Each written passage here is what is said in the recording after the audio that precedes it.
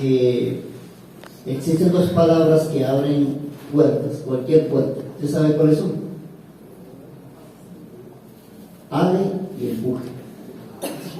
No, son dos palabras que abren cualquier puerta. ¿Usted ha estado alguna vez en un banco, por decir algo, donde se guardaba plata? Porque ya no, en un banco Venezuela.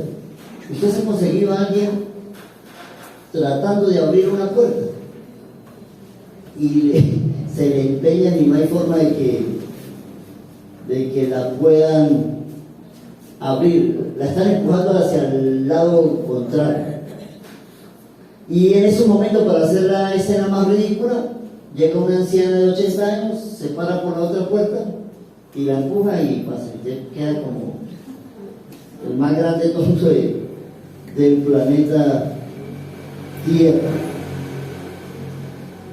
Hay un caso histórico de una jovencita, Christine, de ella, francesa. Su nombre era Blanche Monnier. No sé si así se pronuncia. Usted sabe que yo soy bueno para el inglés y para el castellano, para el francés no. Sí, yo hablo inglés guacho. El nombre de esa jovencita era Blanche Monnier. Esa foto es de aproximadamente a finales de 1800, siglo XIX, a finales de 1800. Una hermosa joven francesa, realmente, por lo que uno logra notar en la foto, era una jovencita extremadamente hermosa, hija de una pareja francesa aristocrática, de alta alcurnia, de esos que miran por encima del hombro, ese tipo de gente. Sus padres, su mamá, su papá, su hermano, ellos participaron en muchísimas obras de caridad, fundaciones benéficas estuvieron a cargo de ellos. Toda tarea benéfica donde ellos se podían meter, ellos se involucraban. La mamá de esa hermosa jovencita recibió en cierta ocasión el premio del Comité de Buenas Acciones de Francia, un premio honorífico a la filantropía, porque realmente la mujer era muy metida en hacer buenas obras, en ayudar a la gente. En términos generales, era una familia honorífica, muy activa socialmente. Pero todo cambió el año de 1876. ¿Lo recuerdan? ¿Algunos de ustedes? 1876. La hermosa jovencita Blanche Monnier, de 26 años de edad para ese momento, desapareció sin dejar pistas. Simplemente se esfumó. Unos extraterrestres se la llevaron, dice History Channel. Usted ve lo de los extraterrestres. Yo tengo evidencia de que existen, ¿cierto? Tengo la foto de algunos.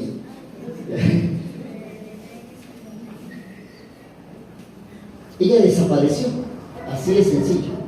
Nadie supo qué pasó con Blanche Monnier. Se le preguntó a los padres, las autoridades fueron y le preguntaron a los padres. Ellos decían que se fue de viaje, que se fue a estudiar, que se casó y se fue para otro país.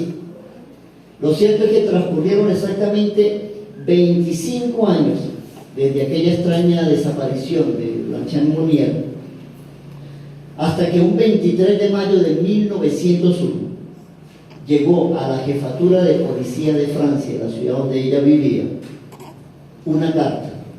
Yo le tomé la foto. Esa es la carta. Muy mala caligrafía como la mía. Bueno, yo tengo mala caligrafía y tengo mala ortografía también, no solo mala caligrafía. Esa carta la dejaron en forma anónima en una estación de policía de donde residía esa familia.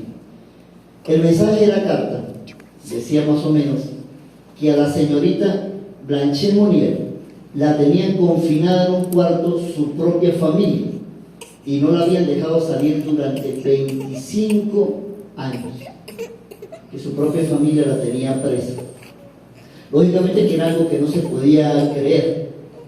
y más tratándose de una familia con todas las características de esa familia, muy activa socialmente, muy ayudadora de los demás, de buenas obras, ese tipo de familias. De todas formas, el gusanito de la curiosidad les pica a esos policías y se dirigen a la dirección que estaba indicando la carta. Literalmente allanan la casa. Les costó muchísimo trabajo ingresar al cuarto de confinamiento debido a la cantidad de candados de seguridad que le tenían. Las ventanas de ese cuarto estaban totalmente selladas por dentro y por fuera. Le habían colocado unas gruesas lonas para que la luz solar no ingresara, ni siquiera un pequeño rayo de sol ingresaba a esa habitación. Cuando finalmente las autoridades logran abrir ese cuarto, logran abrir la puerta, dice la historia que salió un olor nauseabundo, ratas habían en ese cuarto, cucarachas, desperdicios de comida, heces fecales por todas partes, un olor aguardado a moho que no se soportaba, era lo que se respiraba en esa pequeña habitación. Cuando ellos ingresan, en la esquina de la habitación hay una pequeña cama y esto fue lo que ellos consiguieron. A Blanche Monnier, ya no de 26 años, tenía en ese momento 51 años, un absoluto esqueleto humano. Ahora estoy echando cuentos, no es una película de terror, una historia real. No se había cortado el pelo, o no le habían cortado el pelo, ni las uñas, ni de las manos, ni de los pies, era literalmente garra lo que ella tenía. No se había bañado. ¿A usted le gusta bañarse? Lo podemos encerrar en un cuarto para que disfrute. Un absoluto abandono humano. La pregunta es, ¿qué pasó? ¿Por qué? Y aquí va la recomendación para las mamás. ¿Sí? Esa hermosa joven de 26 años se había enamorado en aquel entonces de un abogado. Resulta que el abogado era un patín en el suelo, no tenía ni medio, y la familia no podía permitir que su hija de alta alcurnia se casara con un cualquiera, y no se lo permitieron. ¿Qué hicieron? La encerraron en ese cuarto durante 25 años. Amén, mamás. ¿No? Le estoy dando el remedio para ese tipo de situaciones, cuando su muchacho viene y se enamora del malandro del barrio. Decidieron encerrarla de por vida. Decidieron truncar sus sueños, decidieron truncar todo deseo de ser feliz, de poder vivir su propia vida, decidiendo esos papás sobre la vida de su muchacha. Su mamá fue acusada de ese delito, la llevaron a interrogación. A los 3 meses murió de un infarto, no aguantó la situación. Para ese entonces su papá ya había muerto.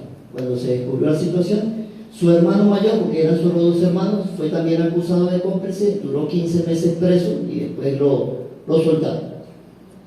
Ahora la pregunta es, ¿se imagina estar confinado tras de una puerta y que no haya cómo escapar? Yo el miércoles pasado le decía que uno de mis problemas psicológicos es soñar que estoy encerrado en un cuarto y me despierto extremadamente alterado. Sí, yo necesito un psiquiatra. Y estar confinado ahí en un cuarto y solo mantener la esperanza, tal vez, de que alguien desde afuera decida buscarlo a usted y abra la puerta y le dé la oportunidad, es terrible. Eso debe ser una situación muy extrema, porque la historia dice que esta muchacha, porque la acusaron de loca a sus familiares, y adentro consiguieron del cuarto escritos como ¿cuándo podré ser libre? ¿Cuándo podré volver a ver la luz? O sea, que realmente a ella le hicieron presa a su familia, no por loca, sino por la situación de enamorada que tenía. Mire, la vida tiende a meter en prisiones a las personas y literalmente le cierra la puerta. Las mete en esa prisión, le cierra la puerta, que no se abre tan fácilmente como ale y empuje. Ese tipo de puertas no se abre así.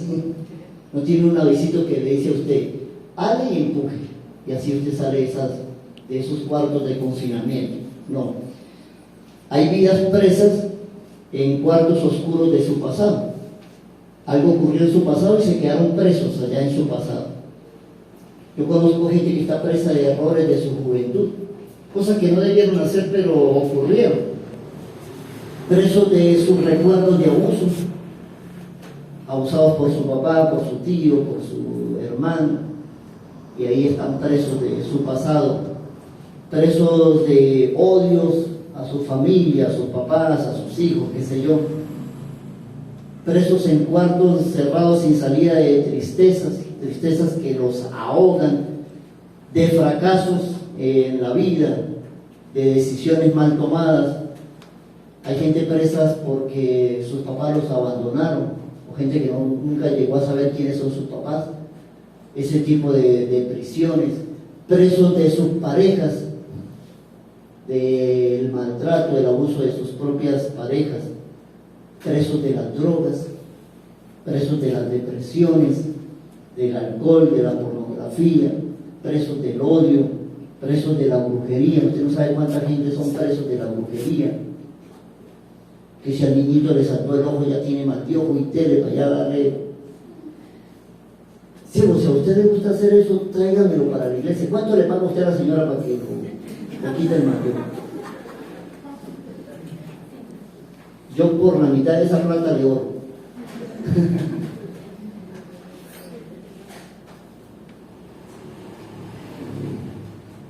Mi papá revisaba la mariposa esa negra a ver qué número tenía. Y el café también se lee. Y el chicote también, ¿ya? Podemos ayudar por ahí con eso. Y fuera de chiste, extremadamente preso de eso, ¿sí? Que cualquier cosa es que les están haciendo algo mal. Extremadamente presos de eso. Metidos en una cárcel de eso. Metidos en cárcel de deudas, metidos en cárceles de chismes. Y esa es la razón, parece, que impulsó a Pablo a declarar lo que nos corresponde hoy en la serie Cristo es suficiente, la carta de Colosenses 4, versículo 2 al 4 dice: perseverad en la oración, velando en ella con acción de gracias, orando también al mismo tiempo por nosotros para que el Señor nos abra puertas para la palabra, a fin de dar a conocer el misterio de Cristo, por el cual también estoy preso, para que lo manifieste como debo hablar. Una oveja de un pastor, no voy aquí de la iglesia, de otra iglesia, porque tengo que utilizar la imaginación, lejos, otro país. El pastor vio que estaba desanimándose, que cada vez su vida espiritual iba más para abajo. Entonces la llamó a una reunión para preguntarle qué estaba pasando. Y la mujer le dice: pastor, la verdad es que mi vida de oración está muy mal. Entonces el pastor le dice: bueno, pero resuélvalo, empiece a orar. Y la mujer dice: sí, lo estoy intentando, no, lo intenté mucho tiempo, pero no, es imposible, pastor, por lo que la palabra plantea. Entonces el pastor dice: por lo que la palabra plantea. Sí, por lo que la palabra plantea, para mí no es fácil, porque mi marido quiere estar conmigo todo el tiempo, para arriba y para abajo, eso me tiene vigilada. Entonces el pastor dice: bueno, mejor si su esposo quiere orar con usted, mejor, pero no porque la palabra lo prohíbe. ¿Dónde lo prohíbe? Ahí en Tesalonicenses dice: orar sin cesar. Y mi esposo se llama César, entonces no hay forma de que sea un chiste malo, pero no como. Primera Tesalonicenses 5:17 dice: orar sin cesar. ¿Sí? Orar sin cesar. Yo quiero que hablemos de la oración. Mire, les recuerdo que la oración no es opcional. La oración es si yo quiero o no quiero. Les repito, la oración no es si recibo respuesta o no recibo respuesta. Usted no sabe la cantidad de gente que abandona la oración porque no recibió respuesta. Y le dicen al Señor: pero usted ¿por qué no responde? Y si yo oro y oro y es lo que usted manda. El Señor dice: sí, es lo que yo mando, pero yo no le dije que iba a haber respuesta. Es una orden. Usted ora, reciba respuesta o no reciba respuesta. Hay gente que dejamos de orar porque no sentimos la presencia del Señor. El Señor dice, ¿acaso es que es una cuestión de sentir? Ore, es una orden. Hay gente que deja de orar porque está mal espiritualmente. No, es que estoy en pecado. Pues, como apenas cierto. Ahí es donde más debemos orar. Yo conseguí una frase que me pareció muy apropiada en estos días leyendo algo, un libro por ahí. La frase dice, es esta: la sequía espiritual no puede prolongarse en una persona que ora. La sequía espiritual no se prolonga en una persona que ora. Recuerde que en esta lucha solo pierde el que se da por vencido. En la lucha espiritual. En la lucha espiritual solo pierde el que se da por vencido. Nuestro problema es que nosotros queremos todo ya, que se resuelva ya. No queremos pagar el precio de la persistencia, sino que las cosas ocurran mágicamente ya. El motivador Yokoi Kenji, ¿sí sabe cuál es? Él como que es colombiano, pero con los ojos, pero colombiano es él. Él usa la frase japonesa: la disciplina tarde o temprano vencerá la inteligencia.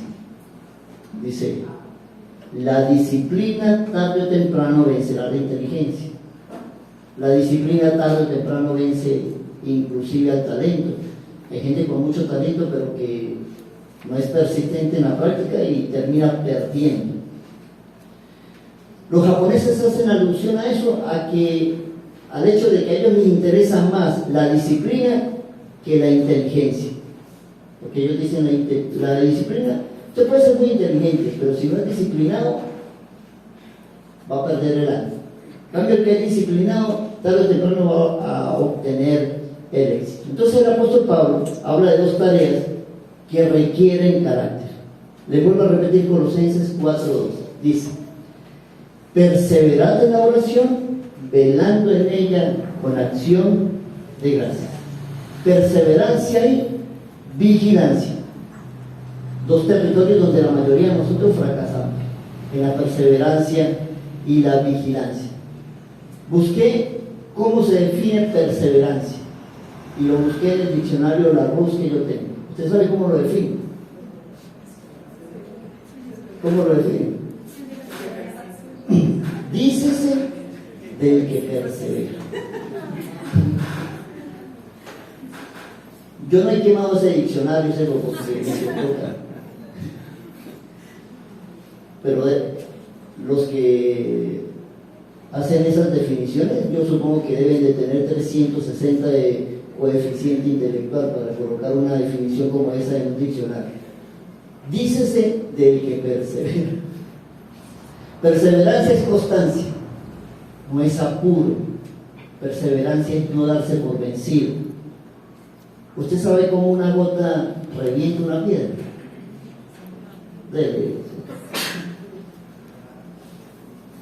Constancia. Y ahí va ella haciendo el huequito. Y todos ustedes se mueren, excepción de mi persona, y ahí sigue ella, cayendo sobre la roca.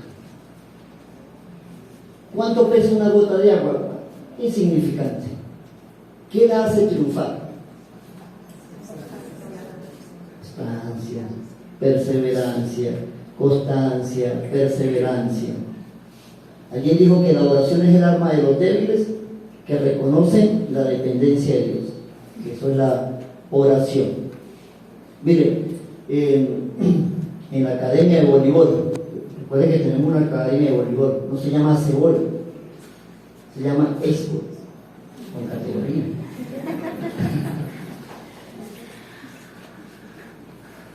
Cuando llegan jovencitos o jovencitas nuevas, ellos llegan donde mi persona, porque yo trabajo con ese grupo. Yo siempre les hago la pregunta de rutina: ¿usted sabe jugar voleibol?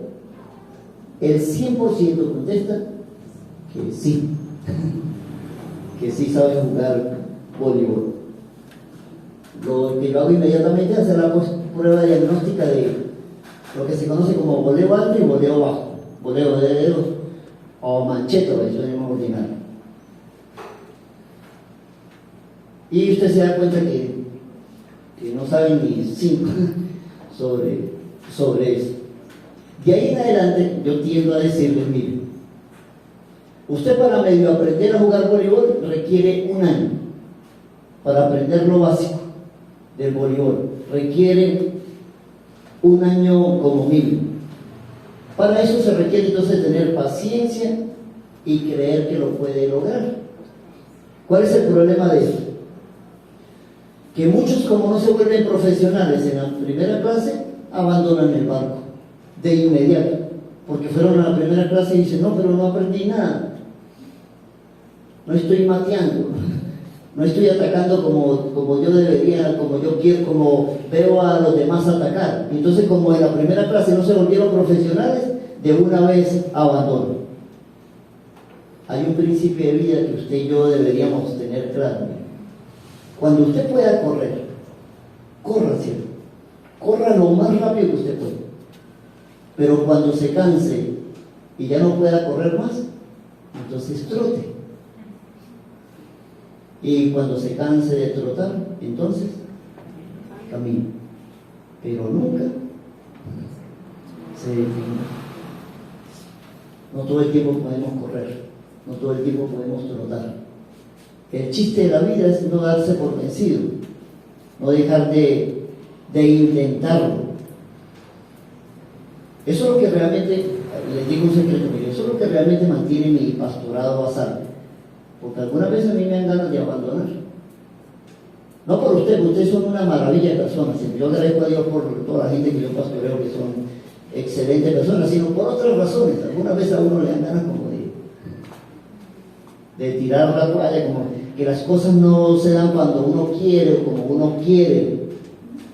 Y entonces cuando estoy cansado ahí recuerdo que debo caminar, que no todo el tiempo yo tengo la capacidad de correr, que el chiste es no rendirse y seguir adelante. Eso tiene que ver con mi versículo de guerra, que yo se los he compartido una y otra vez. Hebreos capítulo 10 dice, porque aún un poquito y el que ha de venir vendrá, y no tardará, mas el justo vivirá por fe, y si retrocediere, no agradará mi alma. Y ahí está el versículo 39, dice, pero nosotros no somos de los que retroceden para perdición, sino de los que tienen fe para preservación del alma. No se dé por vencido, lo que dice Hebreos. Un hijo de Dios no se da por vencido. Lo sigue intentando, lo sigue intentando, lo sigue intentando. Yo vi un mensaje para las mujeres sobre no darse por vencido. Me pareció interesante. De repente va en contra de algunas ideas, pero no sé, a mí me pareció interesante. Las metas también pueden ser cumplidas al revés, dice el mensaje. Hay una embarazada, un anillo de matrimonio y un birrete de graduación. Y dice, las metas también pueden ser cumplidas al revés. ¿Sí? Sí. Porque salen embarazadas y les entra un deseo de estudiar, como usted no tiene idea. Yo no sé por qué. Solo les dentro una pasión por ir a la universidad. Pero más allá de eso, el punto es que sí puede, pese a las equivocaciones, en el orden establecido por Dios. ¿Sí? Porque el orden debería. Allá a la universidad y se gradúa, después se enamora de ese manganzón del que está enamorado, aguántese, y después se casa. Y después los hijos. Los hijos, después del matrimonio, después de la universidad. Bueno, pero sí ocurrió, ¿sí? Y usted puede seguir estudiando sin descuidar a los hijos. Hágalo, sin descuidar a los hijos. Si puede formalizar su unión delante de las leyes, lo que conocemos como matrimonio, hágalo, aunque ya hayan 12 hijos de por medio y usted sea bisabuela.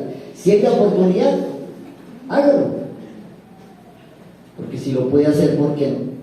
El punto es, no se dé por vencido, pese a las equivocaciones, los aciertos, los desaciertos, no se dé por vencido.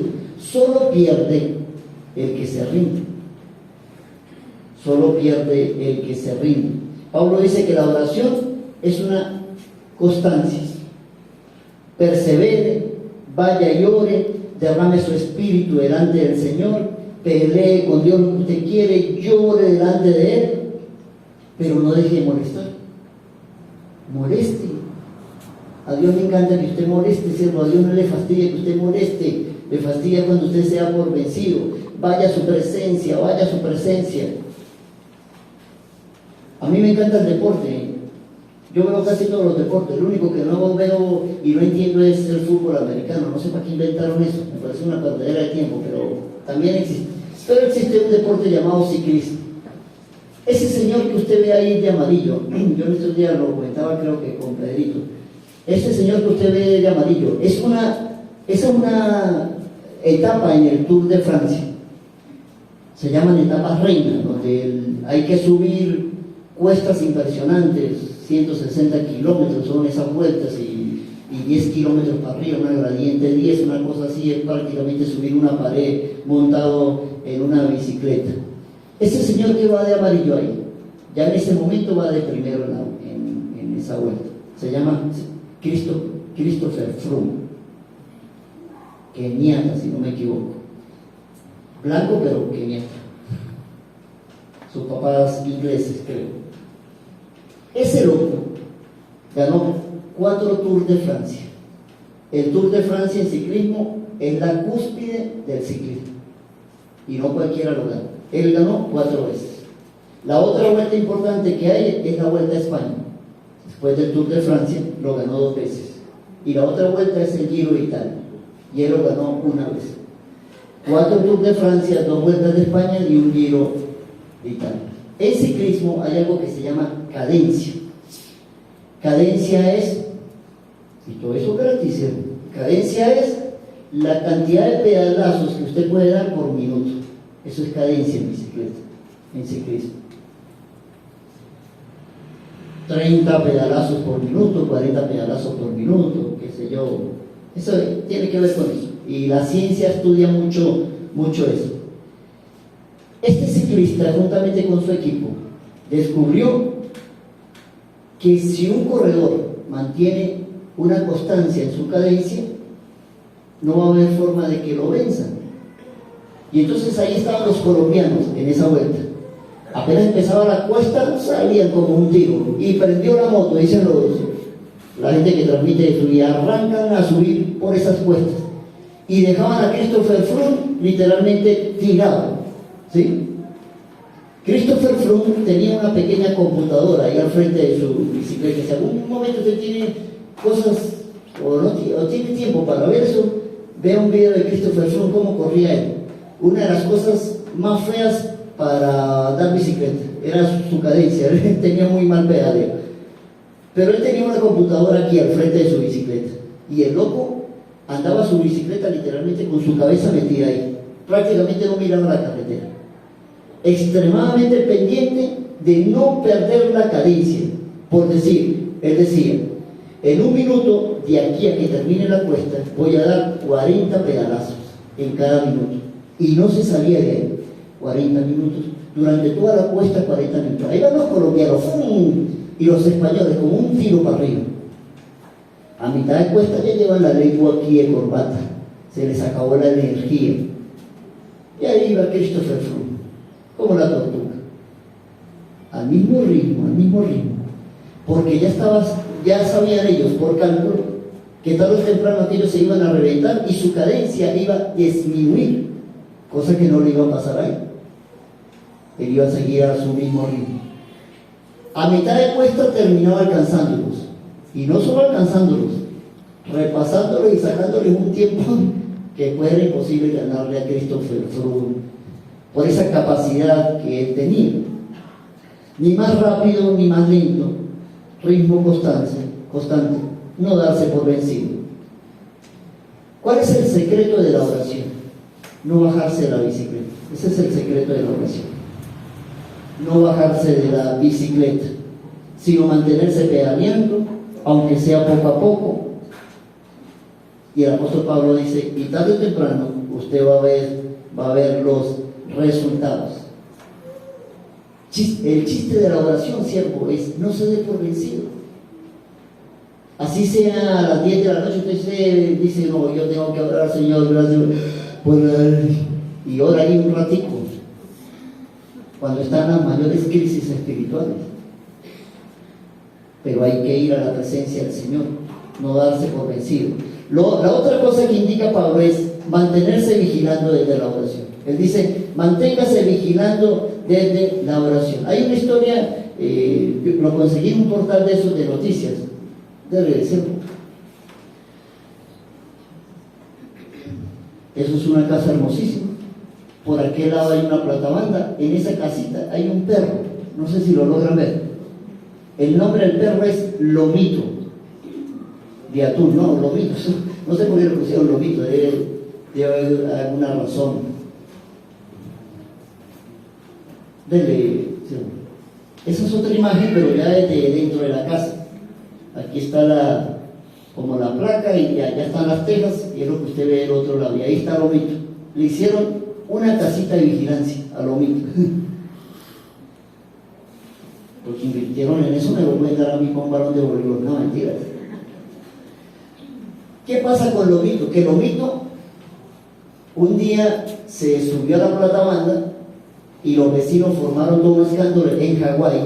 Formaron todo un escándalo porque el perro se iba a caer, porque estaba subido en la placa. Él se subía en la placa literalmente para chismear, para vigilar. No, resulta que Lomito, cada vez que los dueños se iban de casa, se subía allá al lado de las tejas a esperar que ellos regresaran. Y ahí se quedaba todo el día esperando que regresaran. Pero era muy peligroso para él. Entonces los vecinos formaron todo el escándalo, los vecinos vieron el peligro que corría el Lomito y le crearon su casa de vigilancia. Y ahora Lomito, desde ahí, vigila todo el barrio de Hawái y espera que los amos regresen a casa. Hay una historia tierna. Quería contárselo también. Mire, Pablo dice que nuestro lugar de vigilancia debe ser desde la oración, dice Pablo. Que su lugar de vigilancia debe ser desde la oración. La oración es nuestra torre de vigilancia, o debería ser nuestra torre de vigilancia. Ahora, ¿desde dónde vigilamos nosotros? Mire, ¿desde dónde vigilamos nosotros? Nosotros vigilamos desde lo económico, que a mi hijo no le falte nada. Y desde ahí vigilamos. Vigilamos desde la alimentación, que coman bien. Vigilamos desde lo emocional, que nada los entristezca o que nadie le vaya a hacer nada a los muchachos. Vigilamos desde el estudio, ¿no? Que tengan buenos estudios, buen estudio, buena oportunidad. Vigilamos desde un buen celular, desde la alimentación, desde el vestido. Tratamos de que siempre estén seguros, de que estén bien. Pero siervo, mire, la seguridad la da el Señor. La seguridad realmente la da el Señor. Y a Él deberíamos pedirlo. Yo le insisto, usted, papá, vayamos más atrás. Usted está recién casado, no tiene hijos, pero está pensando en tener hijos. Yo le insisto, pida por el esposo o la esposa de su hijo o de su hija. Ya tiene hijos, tiene 3 añitos, pida por el esposo o la esposa de su hijo. Ahora esa cosa tiene 45, que ahora el Señor que se lo lleve. Ahí vaya, no sé si el Señor hace ese tipo de milagros. Pida protección para su esposo, pida protección para su esposa, para sus hijos antes de que ellos salgan de casa. Ellos no son animalitos. Y este mundo está procurando ver cómo les hace el mayor daño, pero a usted no le importa. Entonces usted los deja salir de casa así como que no hay ningún tipo de peligro. Ellos van, no sé, a estudiar, al curso de pintura, de lo que sea. Usted los agarra y dice, ya va. Y ora por ellos, ¿cierto? Porque la oración es su torre de vigilancia. Ellos regresaron y usted debe agradecer a Dios porque ellos regresaron. Usted sabe que hay muchos muchachos que no regresan a casa, que lo único que regresa es una noticia por el celular, desde una estación de policía, de PTJ, del hospital, diciendo: ven que reclame el cuerpo de su hijo.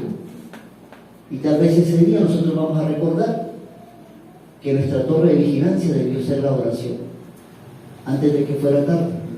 El apóstol Pablo dice: su torre de oración debe ser la oración. La oración inclusive para agradecer. Agradezca cuando usted tiene el alimento. ¿Usted alguna vez ha agradecido cuando se pone las medias? No, ¿eso para qué? Pero hay gente que le faltan las piernas, que le gustaría agradecer poderse poner medias. Pero nosotros lo damos por sentado, porque son cosas que nosotros tenemos. Usted reniega cuando tiene que lavar platos. Alguien dijo que si lava platos es porque hubo comida, ¿sí? Si lava ropa es porque tiene ropa. Porque no todos tienen un cuerpo espectacular como el mío para salir desnudo por ahí. Entonces, gracias a Dios, por lo menos hay ropa para guardar ese pecado. Chicos, mire, mantenga vigilancia de su casa desde la oración. Rodéelas con muros espirituales. Yo le vuelvo a insistir, ya queda criterio suyo. Si a usted le parece muy estúpido, bueno, cuando usted tenga tiempo, su gente esté durmiendo, qué sé yo, no haya nadie en su casa, o si su esposa y sus hijos no tienen problemas con eso, de vez en cuando camine su casa alrededor y ore por ella. No sé si le parece ridículo o estúpido, pero nuestro lugar de vigilancia es la oración. Nuestro lugar de protección es la oración. ¿Cuándo? ¿Cada cuánto? Todo el tiempo que pueda y todas las veces que usted pueda. Eso es lo que dice el apóstol Pablo. ¿Usted ha escuchado el término llave maestra? ¿Usted sabe qué es una llave maestra? ¿Qué es una llave maestra? La que abre todas las puertas. No es cierto. Esto es una llave maestra.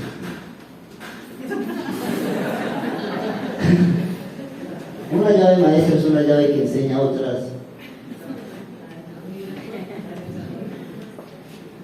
Los que se rieron tarde porque hasta ahora están. No, sí, una llave maestra es una llave que abre cualquier puerta. Colosenses 4, 3 y 4 dice: orando también al mismo tiempo por nosotros, para que el Señor nos abra puertas para la palabra, a fin de dar a conocer el misterio de Cristo, por el cual también estoy preso, para que lo manifieste como debo hablar. Esa petición la hace Pablo a aquellos que entienden el poder de la oración. Es decir, Pablo está pidiéndole a la gente que entiende el poder de la oración que oren por él. Dice: yo sé que en la iglesia hay gente que entiende el poder de la oración, y se dirige a ellos y les dice: mire, yo, el apóstol Pablo, que resucitó muertos, que a través del poder del Señor he hecho milagros, necesito de la oración de ustedes, le dice el apóstol Pablo. A ustedes, los que entienden el poder de la oración, yo necesito que me respalden espiritualmente, porque eso los pastores también lo necesitan. ¿Usted sabía? Yo sé que de vez en cuando es bueno criticar al pastor, ahora puro voleibol, pero si también se acuerdan, sería bueno que le dijera al Señor: Señor, sosténgalo espiritualmente. También sería bueno orar por los siervos. Y esa petición la hace el apóstol Pablo a aquellos guerreros que de la soledad, de las noches, de rodillas, claman. Él dice: métame en su lista de oración, oren por mí. ¿Cuáles son nuestras peticiones? ¿Cuáles son nuestras peticiones constantemente? Señor, dame salud. No. Señor, necesito salud. Señor, necesito una casa. Señor, necesito dinero. Señor, yo te ruego que me permitas hacer el viaje.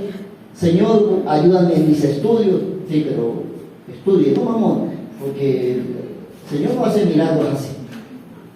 Señor, transforma la vida de mi esposo. Señor, guarda a mis hijos. Señor, provéenos un mejor gobierno para Venezuela, etc. Pocos oramos, como dice el apóstol Pablo. ¿Qué dice el apóstol Pablo? Él dice: yo les pido a ustedes que oren por mí por esto, para que el Señor me permita hablar de Él. Una petición poco usual. El apóstol Pablo dice: ¿cuál es mi petición?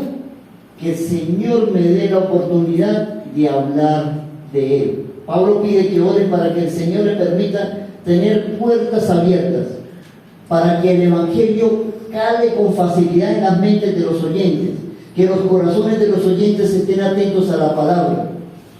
Ahora miren, recuerden que el apóstol Pablo está preso cuando escribe Colosenses. Las posibilidades de que lo decapiten está ahí en el tapete. Es muy posible que él termine decapitado.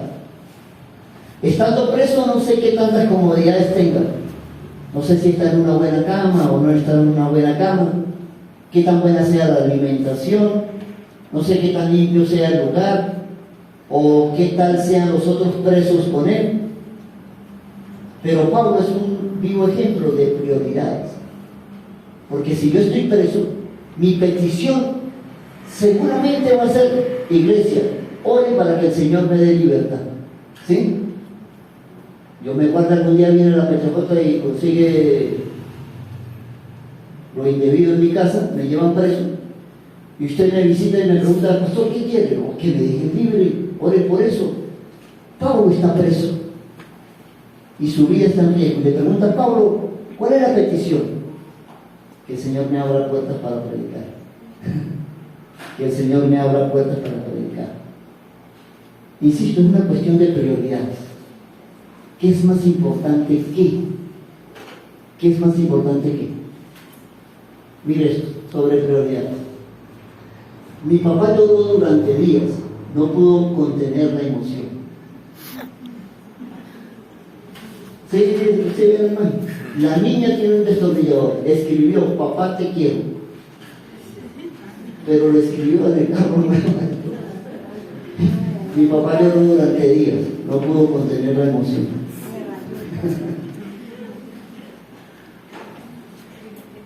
Usted llega a la casa y ¿qué dice? Yo la mato.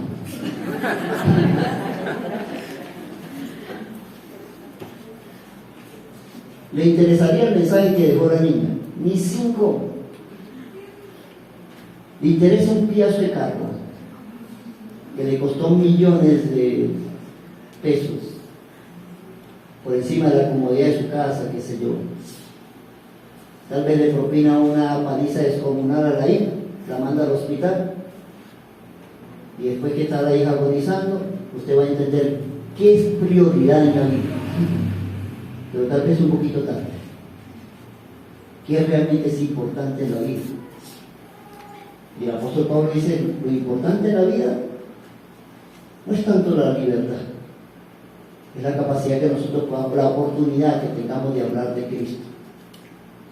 Pablo había llegado a priorizar el predicar por encima de cualquier otra necesidad. Era su razón de vida. Mateo capítulo 26. Hay una historia interesante sobre esto.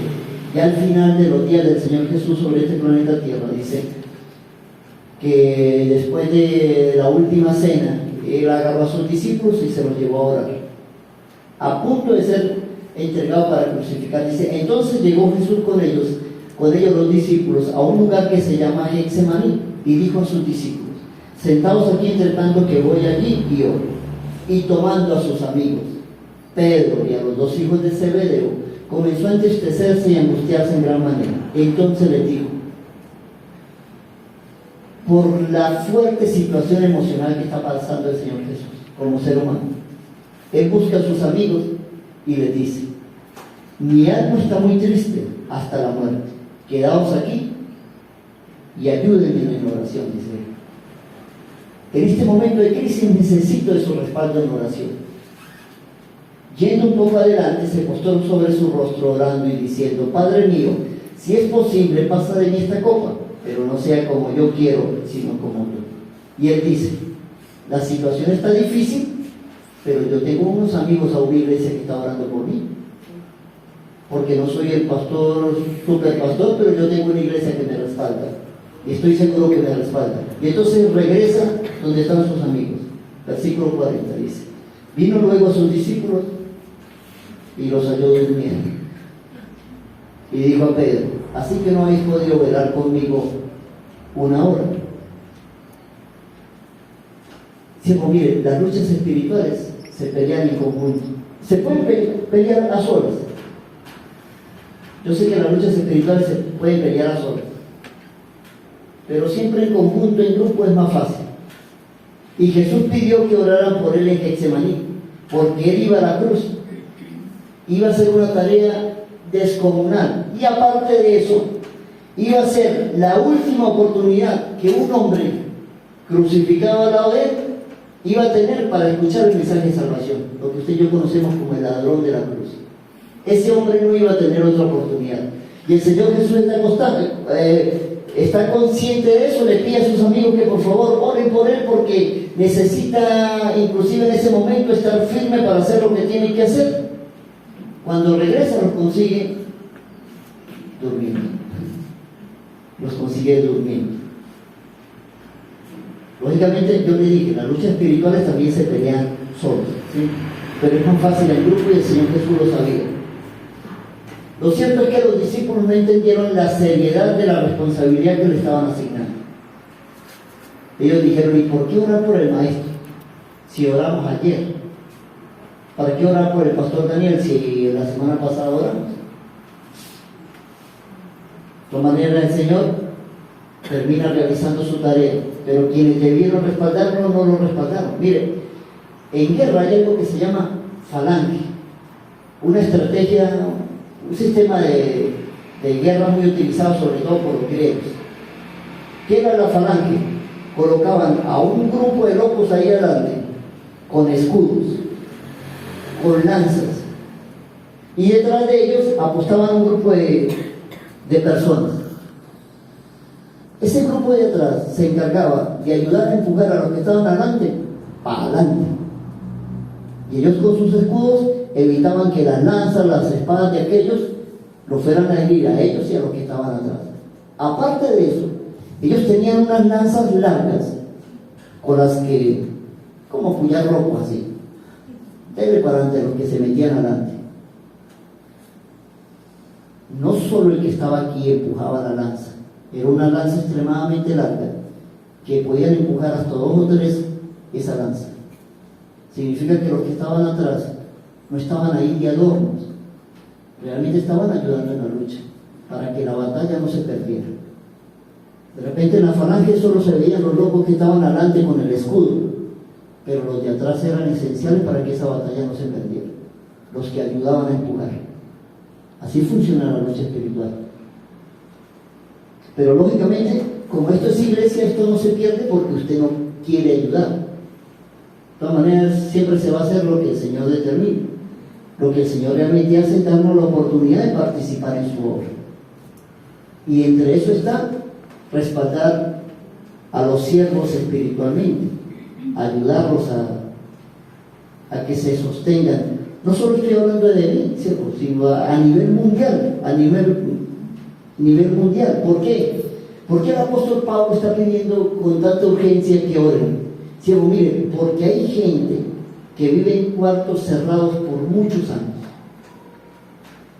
Hay muchos Blanche Monnier en este mundo, muchísimos, que la vida los encerró por infinidad de razones. Sus corazones resentidos, sus corazones heridos, se han cerrado, y esas puertas están ahí bien selladas e incluso custodiadas por legiones de demonios que no permiten que puedan salir a la libertad. Las puertas cerradas hacen que huela a moho, se siente la tristeza, se siente el olvido, la falta de libertad. Y Pablo está consciente que la oración es la llave maestra para abrir esas puertas, que no hay otra forma.